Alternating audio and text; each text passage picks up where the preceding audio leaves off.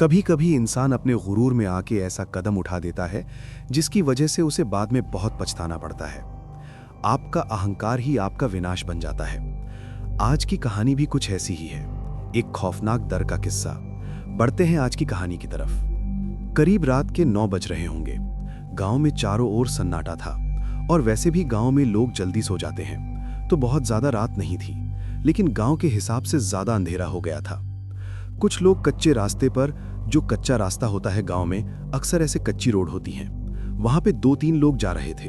वो लोग जल्दी जल्दी चल रहे थे, कह रहे थे कि आज तो बहुत रात हो गई है, हमें पहले ही आ जाना चाहिए था। उनमें से दूसरे आदमी ने कहा, भाई मैं तो कह रहा था कि चलो चलो, पर ये हरिया है ना, सुनने का नाम ही नहीं लेता। देखा ना कितनी रात हो गई है, दूर दूर तक भी कोई नजर नहीं आ रहा। अगर कोई जानवर आ गया तो? हरिया बोला, अगर कोई जानवर आ भी गया तो हमारे पास लाठी डंडे हैं ना, देख लेंगे। तब उनमें से एक ने कहा कि डर किसी जानवर का नहीं है, उसका है। अगर वो मिल गया ना तो जान पर बन जाएगी, हमें यहां पर कोई बचाने भी नहीं आएगा। हरिया बोला, ऐसा कुछ भी नहीं है, ये सब बकवास है। हम सब जंगल में ना जाएं, लकड़ियां ना कटें, इसलिए ये सब अफवाह फैला रखी है।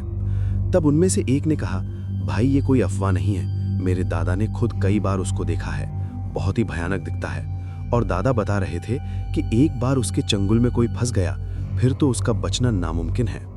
तब उनमें से हरिया बोला, यार तुम सब अपनी बकवास बंद करो और हमें जल्दी जल्दी कदम बढ़ाने चाहिए, इससे पहले कि कोई परेशानी खड़ी हो या हमें कोई देख ले जंगल से लकड़ियां ले जाते हुए। तो वो आए या ना आए, लेकिन हमारी शामत जरूर आ जाएगी। अगर सरपंच जी को इस बारे में पता लगाना, देख लेना। इसलिए कहता हूँ सब चुपचाप चलो और जितनी जल्दी हो सके यहाँ से निकलो। सब जल्दी जल्दी से कदम बढ़ाने लगे। जैसे ही वो आगे बढ़ने लगे, एक सफेद धुंध छाने लगी, मानो कोहरा पड़ रहा हो। हरिया कहने लगा कि गर्मी के मौसम में इतनी धुंध कैसे हो गई। वो सभी के सभी उसी तरफ जाने लगे। जैसे ही वो आगे बढ़े, उन्हें किसी के कदमों की आहट सुनाई देने लगी। उन्हें लगा कोई उनका पीछा कर रहा है। अब सब थोड़े घबरा गए कि अगर हमें किसी ने पकड़ लिया तो सरपंच को पता चल जाएगा, और अगर सरपंच को पता चला तो फिर हमारी खैर नहीं। सब लोग जैसे ही तेजी से आगे बढ़े, उन्हें थोड़ी आगे पर एक काला साया खड़ा दिखा। दूर से देखने पर लग रहा था जैसे वहां पर कोई खड़ा हो। अब उन्होंने सोचा कि हम सब पकड़े जाएंगे, तो उन्होंने कहा कि इससे पहले कि ये लोग हमें पकड़कर सरपंच के पास लेकर जाएं, हम इन्हें यहीं पर मारकर दाब देते हैं, किसी को पता नहीं चलेगा। और वैसे भी लगता है कि ये एक ही आदमी है। तो सब लोग थोड़ा घबरा गए कि किसी को मारना तो यार हमारे बस की नहीं है। तो भैया बोला, देखो या तो खुद सरपंच के हाथों मर जाओ या फिर एक बार हिम्मत करके लड़ो और बच जाओ, इच्छा तुम्हारी है। सब लोग थोड़ा सोचने लगे कि हाँ चलो ठीक है, देखते हैं। वो सब उस साये की तरफ बढ़ने लगे। अब जैसे जैसे वो नजदीक जा रहे थे, उन्हें थोड़ा अजीब लगने लगा। ये कोई इंसान तो नहीं लग रहा है, क्या चीज है? जब उन्होंने उस काले साये की लाल चमकती आंखें देखी, जैसे ही उन्होंने ये मंजर देखा, उनके पैर मानो वहीं पर जम गए हों। एक आदमी बोला, हरिया मैंने कहा था वो आ जाएगा, भाई वो आ गया, अब हम में से कोई नहीं बचेगा। वो साया बोला, सही कहा, अब तुम में से कोई भी नहीं बचेगा। इतना सुनते ही सब लोग भागने लगे, चिल्लाने लगे। हरिया वहीं पर खड़ा रहा। ऐसा लग रहा था जैसे उसमें हिम्मत ही नहीं बची हो एक भी कदम उठाने की। उसे लगता था कि ये सब अफवाह है, और जब उसके सामने वो मंजर आया तब वो सन्न रह गया।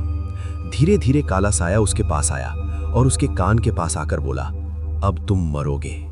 उसके इतना कहते ही हरिया के नाक से खून बहने लगा और उसकी आंखों के आगे अंधेरा छा गया। हरिया तड़पने लगा और जमीन पर गिर गया। बाकी लोग जो इधर उधर भागे थे, उनके साथ भी वही हुआ जो हरिया के साथ हुआ था। जब सुबह हुई तो कुछ लोग जो खेतों में काम करने जाते थे, उन्होंने वहां पर हरिया को पड़े देखा, और कुछ और लोगों को भी जो थोड़ी दूरी पर पड़े हुए थे, उन्हें देखा। गांव में मानो दहशत का माहौल फैल गया हो। जब उन्हें वहां से गांव में लाया गया, सरपंच को खबर की गई। सरपंच उन सबको देखने के लिए गांव में पहुंचा। उसने पूछा कि ये सब किसने किया है, तो सभी लोग कहने लगे, सरपंच जी ये तो उसी का काम है, उसी ने मारा है। सरपंच ने कहा कि तुम इतने यकीन से कैसे कह सकते हो कि ये काम उसी का है? तब उसने कहा, सरपंच जी एक बार जरा इनके शरीर को तो देखो। सरपंच ने वहां पड़ी हुई एक लाश के ऊपर से कपड़ा हटाया। सरपंच के हाथ कांप गए, चेहरा सन पड़ गया। उसके चेहरे पर घबराहट साफ दिखाई दे रही थी। उसने देखा कि शरीर जो था उससे बॉडी का पूरा काला पड़ गया था, और मानो कि उसके शरीर से सारा खून कस लिया गया हो। सरपंच ने कहा, मैंने मना किया था ना कि रात को कोई भी जंगल में नहीं जाएगा, फिर ये लोग वहां करने क्या गए थे? अब देख लिया ना अंजाम, वो किसी को भी नहीं छोड़ती। इतनी सी बात तुम लोगों की समझ में क्यों नहीं आ रही? माहौल बहुत ज्यादा गर्म हो गया था। तभी वहां पर एक आदमी का सरपंच जी, देखो अब तो जो होना था वो तो हो गया, अब क्या किया जाए ये बताओ। सरपंच ने कहा कि क्या ही किया जा सकता है, अब इनका दाह संस्कार करो, फिर देखते हैं क्या करना है। गांव से भी एक आदमी ने कहा, सरपंच जी आज तो वो जंगल में हमला कर रही है, अगर कल को गांव में आ गई तब हम क्या करेंगे, कोई रास्ता निकालो सरपंच जी, वरना हमें गांव छोड़ना ही पड़ेगा। सभी लोग कहने लगे, हाँ सरपंच जी कुछ कीजिए। सरपंच ने कहा, ठीक है मैं कुछ करता हूँ, तब तक के लिए सब लोग ध्यान रखें, कोई भी रात में जंगल में ना जाए। तभी गांव की भीड़ में से एक बूढ़ा निकल कर आया। उस बूढ़े ने कहा, सरपंच जी आप इस परेशानी के बारे में कुछ सोच भी रहे हो या बस हमें दिलासा ही दे रहे हो। सरपंच ने कहा, मैं किसी को कोई दिलासा नहीं दे रहा हूँ, तुम्ही लोगों ने अपनों को नहीं खोया है, मैंने भी अपना बेटा खोया है। ये कहते हुए सरपंच की आंखें कुछ नम हो गई। फिर उसने अपने चेहरे पर थोड़ी गंभीरता लाते हुए कहा, तुम सब लोग चिंता मत करो, गांव की जिम्मेदारी मेरी है, मैं कुछ ना कुछ जरूर कर लूंगा, तब तक के लिए थोड़ी सावधानी बरतो और रात को जंगल में जाने से बचें। सभी ने सरपंच के हाथ जोड़े, सरपंच भी हाथ जोड़ते हुए वहां से चला गया। गांव में सभी जगह चर्चा होने लगी, चौराहे पर बैठे लोग, घर में औरतों और यहाँ तक कि बच्चों में भी बातें होने लगी। सभी के अंदर डर साफ था। बरगद के पेड़ के नीचे बैठे कुछ बुजुर्ग लोग कह रहे थे, पहले कितनी शांति थी इस गांव में, न जाने इस गांव को किसकी नजर लग गई। उनमें से ही दूसरे बुजुर्ग ने कहा, मुझे लगता है किसी ने यहाँ पर काला जादू किया है, तभी ये सब हो रहा है। उनमें से दूसरा बुजुर्ग बोला, काला जादू तो काला जादू होता है, कुछ भी कर सकता है। अब पता नहीं सरपंच जी क्या करेंगे, उन्हें तो पहले ही इस चीज पर ध्यान देना चाहिए था। अगर पहले ही इस चीज पर ध्यान दिया होता तो शायद आज गांव में इतनी मौतें ना होती और उनका बेटा भी जिंदा होता। अब देखो सरपंच क्या करते हैं, 2 ही बेटे बचे हैं, सरपंच जी को तो जल्दी ही कुछ ना कुछ करना चाहिए, ऐसा ना हो कि उनके कुछ करने से पहले वो कुछ कर दें, फिर बचाने के लिए तो कुछ बचेगा ही नहीं। उधर सरपंच जी अपनी हवेली में पहुंचते हैं और अपने एक नौकर को बुलाते हैं, सुंदर कहाँ हो तुम, मेरे पास आओ। सुंदर जल्दी से सरपंच के पास गया और कहने लगा कि सरपंच जी। सरपंच कहने लगा, मैंने तुमसे कहा था कोई सिद्ध तांत्रिक को ढूंढने के लिए, क्या तुम्हें कोई मिला? सुंदर ने कहा कि सरपंच जी मैंने काफी जगह पता किया है, एक तांत्रिक तो हैं जो इस समस्या का समाधान कर सकते हैं। सरपंच ने कहा कि अगर ऐसी बात है तो फिर उन तांत्रिक को बुलाओ और उनसे कहो कि हम एक बहुत बड़ी मुसीबत में हैं, हमें उनकी मदद चाहिए। सुंदर ने कहा कि सरपंच मैंने पता पहुंचा दिया है, जल्द ही वो यहाँ पर पधारेंगे। सरपंच कहने लगा, पता नहीं वो कब यहाँ आएंगे, ऐसा ना हो कि उनके आने में देर हो जाए और यहाँ पर कुछ ना बचे। मैं पहले ही अपने बेटे को खो चुका हूँ, मुझे हर रोज डर लगता है कहीं मेरे बच्चों को कुछ ना हो जाए, अगर उन्हें कुछ हो गया तो मेरा इतना सब कुछ कमाया हुआ, इतना नाम, इतनी शोहरत किसी काम की नहीं रहेगी। इसी चिंता में सरपंच बैठे बैठे सोचने लगा। शाम हो चुकी थी, सभी लोग अपने अपने काम खत्म कर दे अपने घर में जाने लगे, दरवाजे बंद करने लगे। थोड़ा अंधेरा हो गया और गांव में सन्नाटा छा गया। तभी एक आदमी कंबल ओढ़े हुए घर से निकला और घर के पीछे जहां थोड़ी झाड़ियां थी वहां जाने लगा। उधर जब वो पहुंचा तो वहां एक औरत खड़ी हुई। वो आदमी उसे देखते ही रुक गया। वो औरत उसके पास आई और उसका कंबल छींच दिया। वो आदमी कहने लगा, चंपा क्या कर रही हो? चंपा ने कहा, जहां हम दोनों के अलावा और कोई नहीं है तो फिर ये कंबल क्यों ओढ़ रखा है तुमने, और आने में इतनी देर कैसे हुई तुम्हें? पता है ना ज्यादा देर रात को बाहर रुकना ठीक नहीं है, फिर भी इतनी देर कर दी। तो वो आदमी कहने लगा, बड़ी मुश्किल से बच बचा कर निकल कर आया हूँ, कोई देख लेता तो कयामत खड़ी हो जाती, और वैसे भी मुझे इतनी भी देर नहीं हुई है जितनी तुम मुझ पर चिल्ला रही हो। तुम मुझे यहाँ पर मिलने आई हो या मुझसे लड़ने आई हो? चंपा कहने लगी, एक तो मिलने का वक्त ही नहीं मिलता, उसमें भी अगर मैं तुम्हें 2-3 बातें कह दूं तो तुम्हें लगता है मैं तुमसे लड़ रही हूँ। इतना कहकर चंपा थोड़ा नाराज हो गई। वो आदमी कहने लगा, अरे तुम तो नाराज हो गई, अरे मैं तो मजाक कर रहा था, अब मान भी जाओ, वैसे भी हम कभी कभी मिल पाते हैं, उसमें भी तुम नाराज हो जाती हो, चलो मान जाओ अब। वो दोनों बातें ही कर रहे थे, तभी उन्हें किसी के फुसफुसाने की आवाज आई। चंपा थोड़ी घबराई और कहने लगी, दीपक मुझे लगता है हमें कोई देख रहा है। दीपक कहने लगा, अरे यार इतनी रात को यहाँ कौन आएगा, कोई नहीं है। चंपा कहने लगी, नहीं कोई तो है, मुझे किसी की आवाज सुनाई दी। फिर दीपक ने इधर उधर नजरें घुमाई, उसे कोई भी नहीं दिखाई दिया। वो कहने लगा, कोई भी नहीं, तुम बेवजह घबरा रही हो। इतना कहकर दीपक चंपा को अपनी बाहों में भरने लगा। इस बार दीपक को किसी के फुसफुसाने की आवाज सुनाई दी। इस बार दीपक एकदम सतर्क हो गया। अब वो फिर से इधर उधर देखने लगा। पहले तो उसे कुछ भी नहीं दिखाई दिया, मगर जब उसने दूसरी तरफ अपनी नजर घुमाई तो उसे झाड़ियों में एक काला साया दिखाई दिया। दीपक की आंखें एकदम बड़ी हो गईं। दीपक घबरा गया। दीपक तुरंत वहां से भागकर निकलने लगा। चंपा कुछ समझ नहीं पाई। चंपा ने जब अपनी नजर घुमाई, उसे भी वो काला साया दिखाई दिया। वो भी दीपक के पीछे भागने लगी। भाग के दोनों भावों के पास पहुंचने ही वाले थे कि उनके पैर जमीन में जम गए। चंपा कहने लगी, दीपक, दीपक, ये क्या हो रहा है? मुझे बचाओ दीपक। दीपक कहने लगा, मुझे खुद नहीं पता कि क्या हो रहा है, मेरे पैर भी जम गए हैं, हिला भी नहीं जा रहा। तभी उन्हें सामने वो काला साया दिखाई दिया। काले साये को देखते ही उनकी सांसें तेज हो गईं। चंपा घबराते हुए कहने लगी, वो आ गया, हम नहीं बचेंगे, हम नहीं बचेंगे। दीपक कहने लगा, चुप हो जाओ। चंपा कहने लगी, हम नहीं बचेंगे। दीपक अपने कदम बढ़ाने की कोशिश करने लगा। वो पैरों की तरफ देख रहा था और बार बार दोनों हाथों से अपने पैर को ऊपर उठने की कोशिश कर रहा था। इतने में वो काला साया दीपक के सामने आकर खड़ा हो गया। दीपक की सांसें ऊपर नीचे हो गईं। दीपक कहने लगा, कौन हो तुम? वो काला साया उसके कान के पास में जाकर बोला, तेरी मौत, अब तू मरेगा। इतना सुनते ही दीपक रोने लगा, कहने लगा, मुझे छोड़ दो, मुझे छोड़ दो। दीपक ने इतना कहा ही था कि दीपक की नाक से खून बहने लगा। बार बार अपने नाक से हाथ लगाकर देखा और फिर उसके कान से भी खून बहने लगा। खून बह तो रहा था मगर जमीन पर नहीं गिर रहा था। वो सारा खून उसे काले साये के अंदर समा रहा था। चंपा ये सब कुछ देखकर दंग रह गई। अब चंपा की नाक से भी खून बहने लगा था और उसके कान से भी। धीरे धीरे दोनों के शरीर काले पड़ने लगे और फिर दोनों जमीन पर धड़ाम से गिर गए। जब सुबह हुई तो गांव वालों को उनकी लाश मिली। अब गांव में उस काले साये की दहशत और बढ़ गई थी। अब सरपंच और भी ज्यादा गुस्से में था। उसे समझ नहीं आ रहा था कि आखिर इस समस्या से छुटकारा कैसे पाया जाए कि तभी पीछे से किसी की आवाज आई, छुटकारा मिल जाएगा दयाराम। सरपंच ने पीछे मुड़कर देखा।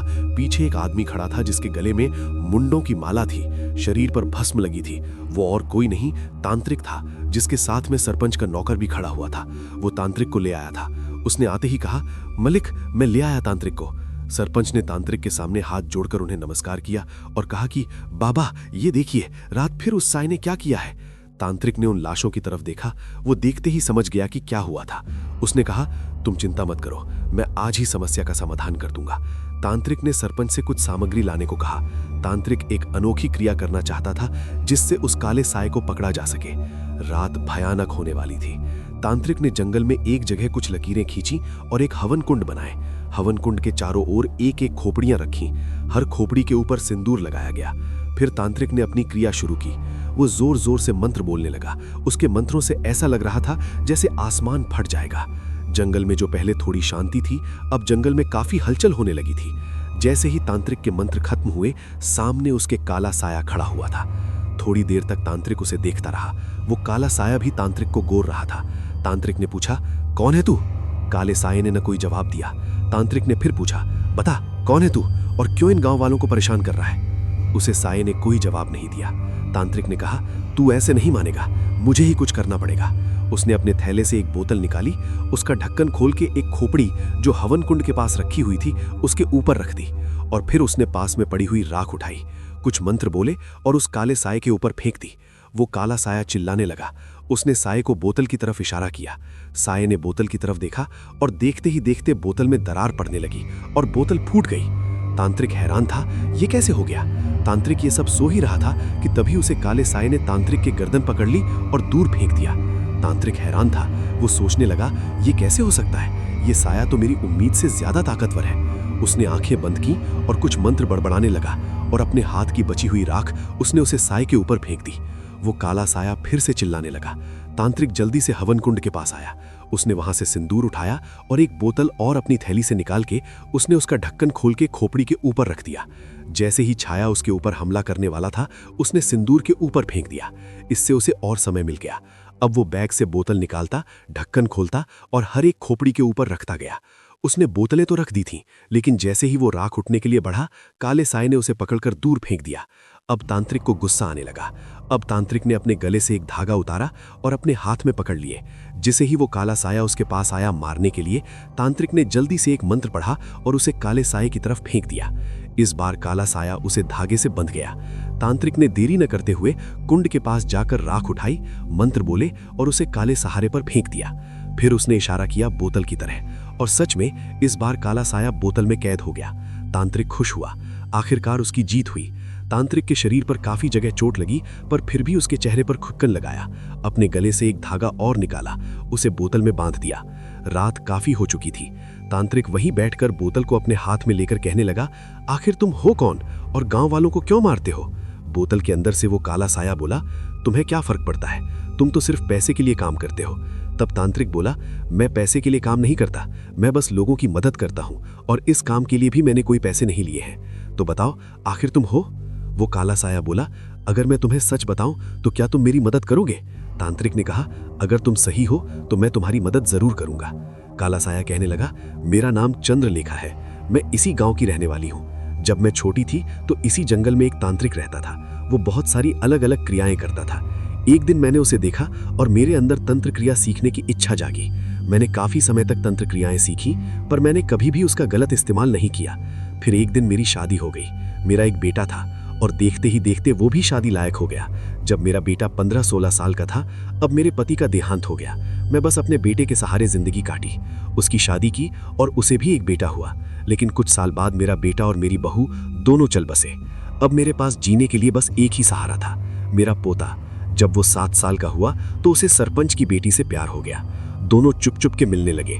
दोनों एक दूसरे को बहुत पसंद करते हैं। लेकिन एक दिन सरपंच और उसके बेटों को पता चल गया। सरपंच ने सोचा कि अगर गांव में लोगों को ये सब पता चला तो उसकी इज्जत कोई भी नहीं करेगा। उसने अपनी बेटी को समझाया, पर उसकी बेटी नहीं मानी। उसकी बेटी ने कहा, मैं उससे बहुत प्यार करती हूँ, पर मैं उसे नहीं छोड़ सकती। सरपंच को बात बहुत ज्यादा चुभने लगी। वो जब भी मेरे पोते को देखा, उसके कुत्ते की ज्वालामुखी। उसने साजिश रची और जब मेरा पोता और उसकी बेटी दोनों शाम के टाइम जंगल में मिले तो पीछे से उन्होंने उन दोनों को जान से मारकर कहीं दफना दिया। मुझे अपने पोते की लाश तक नहीं मिली। सरपंच ने अपने अहंकार में आकर एक ऐसी गलती कर दी जी गलती की माफी कभी भी नहीं मिल सकती। उन दोनों को करने के बाद सरपंच को बाद में ख्याल आया कि अगर मेरी बेटी और ये लड़का गांव में नहीं दिखा तो कहीं सब लोग ये न सोचने लग जाएं कि ये मेरी बेटी को लेकर भाग गया है, और अगर ऐसा हुआ तो मेरी गांव में क्या ही इज्जत रह जाएगी। इसलिए उसने एक और षड्यंत्र रचा। उसने गांव की एक लड़की जो उसकी बेटी की सहेली थी अपने नौकर से कहकर उसे बुलवाया और उसे भी मार दिया। सरपंच ने गांव में ये अफवाह फैला दी कि उसका पोता गांव की एक लड़की को लेकर भाग गया है। जब मुझे ये सब पता चला तो मैंने गांव वालों को समझने की बहुत कोशिश की कि मेरा पोता ऐसा कभी नहीं कर सकता, पर कोई नहीं माना। जब कोई रास्ता नजर नहीं आया तो मैंने अपनी तंत्र विद्या का सहारा लिया। मैंने कर्ण पिशाचिनी सिद्ध की और उससे पूछा कि मेरा पोते के बारे में। उसने मुझे सब कुछ बता दिया। मेरा तो जैसे संसार ही खत्म हो गया था, कुछ नहीं बचा, कोई मदद करने वाला नहीं था। तभी मैंने बदला लेने का सोचा, लेकिन मैं बूढ़ी हो चुकी थी, क्या करती। इसलिए मैंने अपनी तंत्र साधना से अपना शरीर त्याग दिया और एक साये के रूप में आ गई। फिर मैंने देखा सरपंच का बड़ा बेटा खेतों की तरफ नशे में जा रहा है। मुझे उसे देखते ही बहुत ज्यादा गुस्सा आया। मैं उसके पास गई और उसके शरीर से एक एक बूंद खून निचोड़ लिया और उसे मौत के घाट उतार दिया। तांत्रिक ने पूछा, सरपंच और उसके तीनों बेटों ने तुम्हारे पोते को मारा, इसलिए तुम उनसे बदला ले रही हो, पर गांव वालों को क्यों मार रही हो? वो तो निर्दोष है ना? चंद्रलेखा बोली, इनमें से कोई भी निर्दोष नहीं है।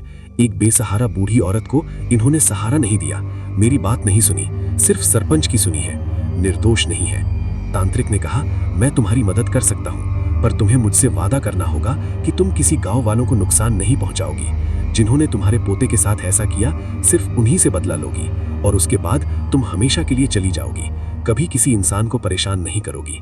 अगर तुम ये वादा करती हो तो मैं तुम्हें आज रात की मोहलत दे सकता हूँ। चंद्रलेखा मान गई। तांत्रिक ने बोतल के ऊपर से धागा खोल दिया और बोतल का ढक्कन भी। अब चंद्रलेखा आजाद थी। रात और भी भयानक हो गई थी। चंद्रलेखा सीधे सरपंच के घर पर गई। वहां बाहर ही सरपंच का नौकर लेटा हुआ था। चंद्रलेखा ने उसकी तरफ देखा। जब नौकर की नजर चंद्रलेखा के काले साए पर पड़ी, मानो उसके पैरों तले जमीन निकल गई हो। उसकी आवाज जैसे गले में ही अटक कर रह गई हो। वो नहीं हिल पा रहा था, न बोल पा रहा था। कुछ ही देर में उसके नाक और कान से खून बहने लगा और थोड़ी ही देर में उसका शरीर काला पड़ गया और उसने अपना दम तोड़ दिया। चंद्रलेखा अब आगे बढ़ी।